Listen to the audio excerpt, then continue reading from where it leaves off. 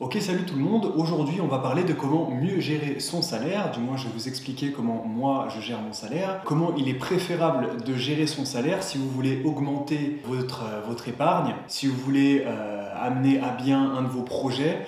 Je vais vous montrer tout ça parce qu'il y a deux façons de gérer son salaire. Il y a la mauvaise et il y a la bonne. Je vais vous expliquer tout ça d'une manière générale. C'est à adapter en fonction de vos besoins, en fonction de ce que vous pouvez faire aussi. À la fin de cette vidéo, je vais vous offrir un outil qui va vous permettre d'avoir un visu plus clair sur vos finances. Vous pourrez le télécharger juste dans la description, ce sera entièrement gratuit. Je vous ai fait un petit PowerPoint comme si je vous présentais un exposé. Donc, gérer son salaire. Pourquoi est-il important de savoir gérer son salaire? Que ce soit salaire, budget, etc., il y a une répartition à respecter si vous voulez vous enrichir sur le long terme. On n'attend pas d'avoir plus d'argent pour mieux le gérer, mais c'est en gérant mieux son argent qu'on arrive à en gagner plus. Ça, c'est quelque chose qu'il faut se rentrer dans la tête. Il y a beaucoup de personnes qui disent « je gérerai mieux mon salaire quand je gagnerai tant par mois, je mettrai plus d'argent de côté quand j'aurai plus d'argent ». Si aujourd'hui, tu n'es pas capable de gérer correctement les sommes que tu gagnes tous les mois,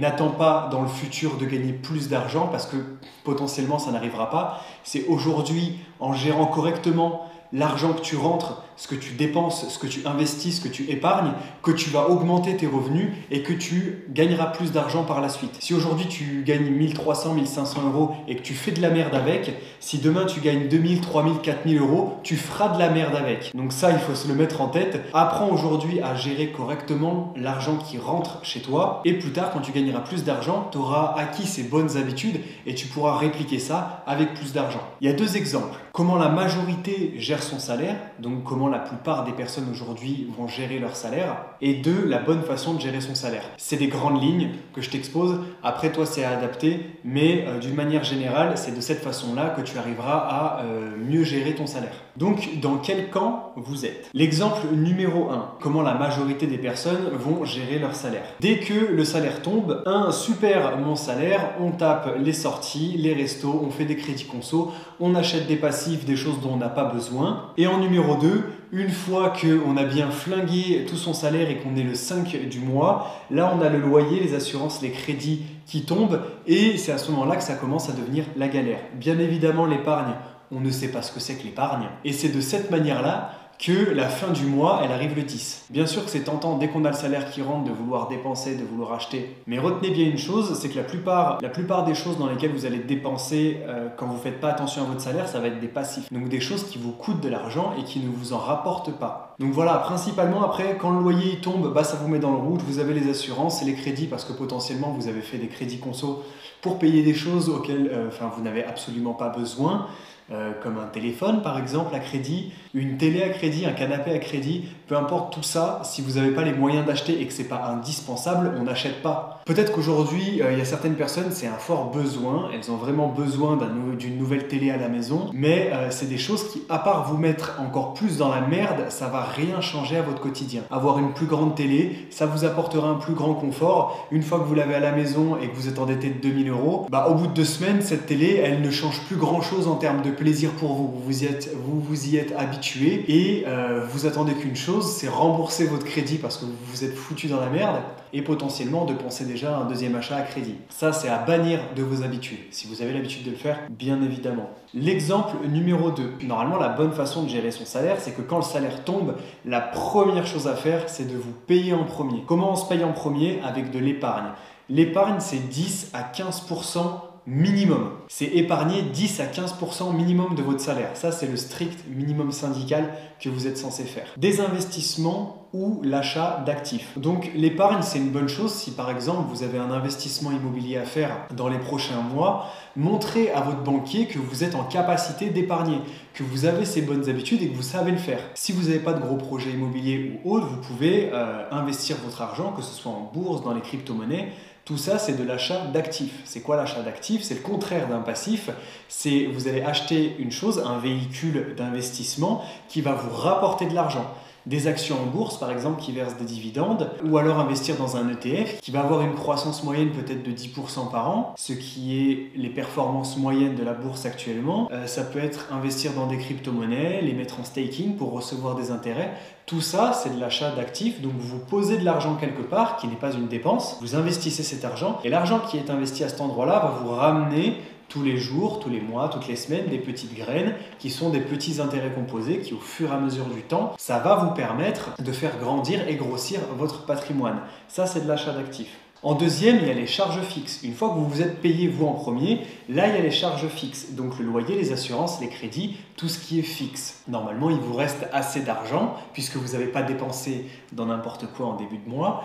Une fois que vous avez payé toutes vos charges fixes, j'avais déjà fait une vidéo sur comment gérer ses comptes bancaires.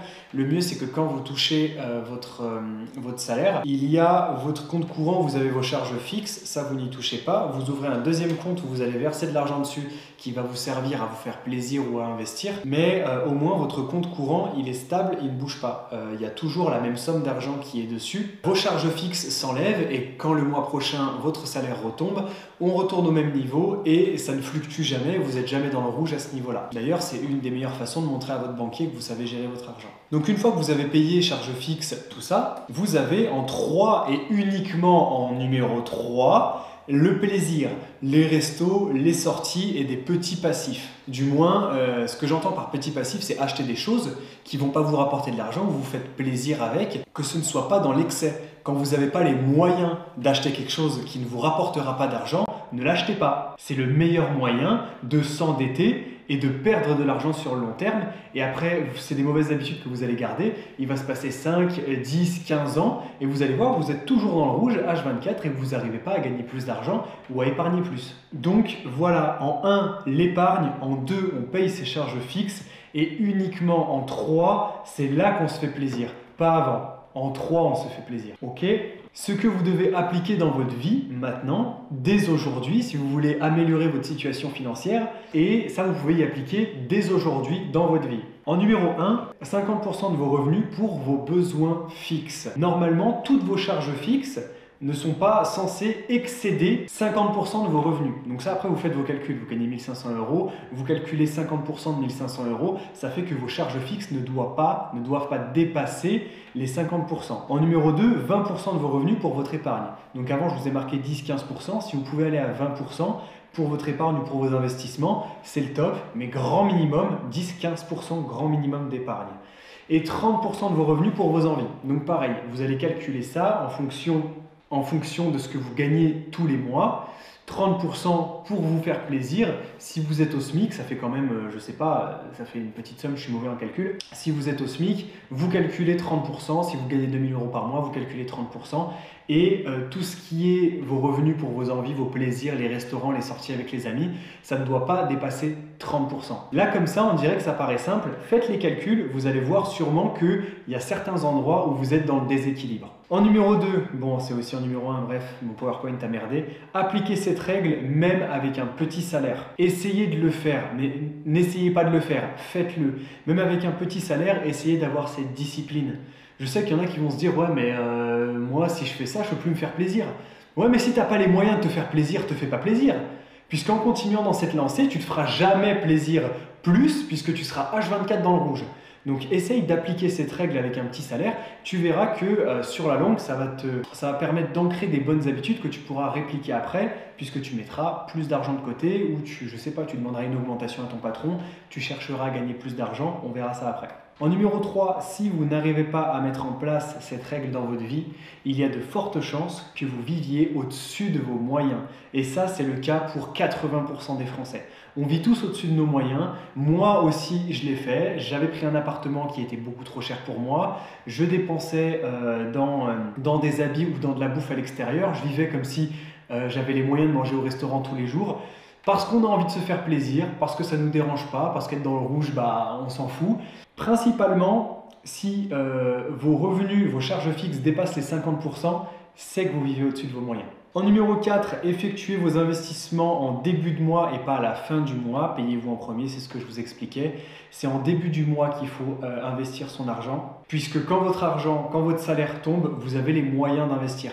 plus le mois va se dérouler, plus votre compte il va baisser. Et si vous n'avez pas investi cet argent en début de mois, vous allez être beaucoup plus tenté de ne pas l'investir parce que vous en avez peut-être besoin pour vous faire plaisir ou pour payer des sorties. Donc cet argent, dès qu'il arrive, on l'investit. On le met de côté, on épargne, on investit en bourse, on investit en crypto, on investit en immobilier, on met tout ça sur un compte épargne, mais ça se fait en début de mois. En 5, si vraiment vous ne gagnez pas beaucoup d'argent, il est plus simple de chercher à augmenter vos revenus que d'économiser plus. Je m'explique. Si vraiment vous êtes au SMIC, vous gagnez 1 200 € par mois, ça va être beaucoup plus compliqué pour vous d'appliquer cette règle des 50, 20, 30, puisque si 50% vous gagnez 1 200 € et 50% de votre salaire, surtout à l'heure actuelle, vous devez payer vos assurances, vos crédits, votre loyer, c'est pas possible. C'est pas possible, vous n'allez pas y arriver et cette règle elle va vous paraître complètement dérisoire par rapport à votre situation. Donc il est plus simple de chercher à gagner plus que d'économiser plus. Donc ça, ce sera le thème de la prochaine vidéo que je vais sortir sur cette chaîne. Les 5 bonnes raisons de créer un side business. C'est quoi un side business? C'est une activité secondaire qu'on va chercher à créer, à mettre en place autour d'une de vos passions, autour d'une de vos compétences pour gagner plus d'argent. Aujourd'hui, pour certaines personnes, ça peut paraître compliqué, mais je vous expliquerai tout ça dans la prochaine vidéo. Vous allez voir que c'est beaucoup plus accessible que ce que vous pensez de créer une activité secondaire et d'augmenter ses revenus grâce à un side business. Ça, on le verra dans une prochaine vidéo. Mais gardez ça en tête, c'est plus simple effectivement de chercher à gagner plus d'argent que d'économiser plus quand vous avez un petit salaire. Et en 6, tenez vos engagements, personne ne le fera à votre place. Arrêtez de chercher de l'aide à l'extérieur, d'essayer de vous rassurer en vous disant « Ouais, mais regarde, mon ami Jérémy, lui, il a une gestion financière qui pue la merde, donc moi aussi je peux le faire. » Arrêtez de chercher des éléments de motivation qui sont à l'extérieur. La motivation, si vous voulez l'avoir, ça vient de l'intérieur, c'est une motivation, c'est une émotion que vous allez avoir. Apprenez à vous motiver seul.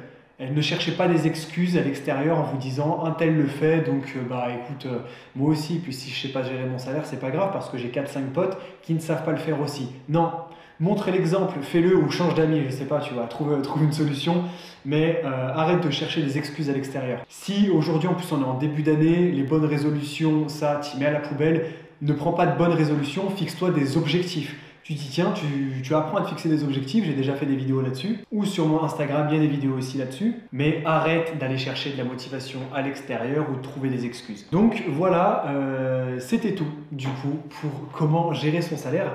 J'espère que cette vidéo t'aura plu et comme promis, dans la description de cette vidéo, tu vas pouvoir retrouver un outil assez simple, je vais te le montrer tout de suite. Tu vas pouvoir télécharger dans la description cet outil-là, qui est un tableau de gestion de budget.